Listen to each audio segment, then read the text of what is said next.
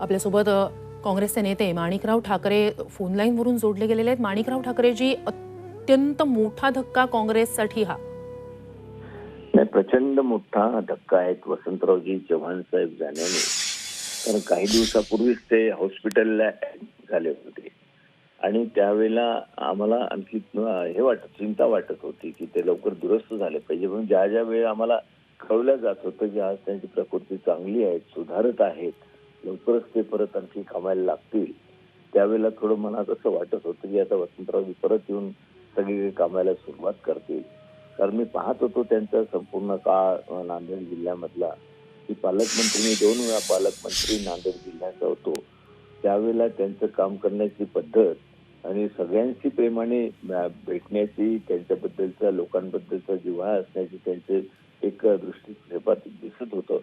आणि अशा एका कार्यकर्त्याला, काँग्रेस पक्ष निष्ठावान कार्यकर्त्याला, कर्तृत्ववान कार्यकर्त्याला काँग्रेस पक्षाने पार्लमेंटची उमेदवारी दिली आणि त्याच वेळेला सर्वांना असं वाटत की वसंतराव चव्हाण साहेब सारखा आमदारकी म्हणून बरेच वर्षपर्यंत त्यांनी काम केलं, आता खासदारकी म्हणून सुद्धा पार्लमेंटमध्ये त्यांनी चांगलं काम करावं, आपल्या जिल्ह्यामध्ये आणखी चांगला विकास व्हावा, योजना आणाव्यात अशा अपेक्षा घेऊन सर्व त्यांच्या पाठीमागे कार्यकर्ते मोठ्या संख्येने उभे राहिले आणि ते निवडून आले।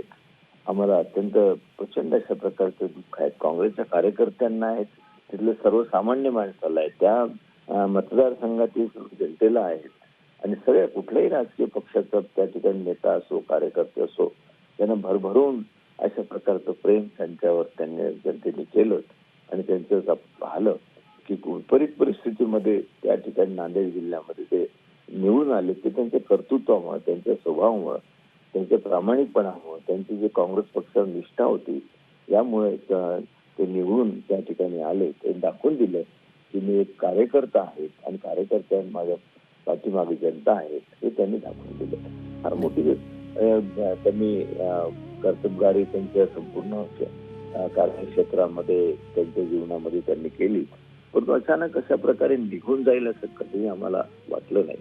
कारण त्या दिल्लीला अनेक वेळा खासदार झाल्यावर सुद्धा 3-4 वेळा तरी माझी त्यांची बैठक झाली, बसलो, सोबत जेवण केलं आम्ही, परंतु अशा एका कर्तृत्ववान नेतृत्वाला अचानक अशा प्रकारे जावं लागलं, त्याचं तीव्र अशा प्रकारचं दुःख आम्हा सर्वांना आहे। काँग्रेस जनांना तर आहेच, परंतु त्यांच्या कुटुंबाला, त्याचा मित्रवर्ग फार मोठा आहे, त्यांचे नातेसंबंध फार मोठे संपूर्ण मराठवाड्यामध्ये आहेत, त्या सर्वांना सुद्धा अधिक तीव्र अशा प्रकारचं दुःख झालेलं आहे त्यांच्या निधनामुळं।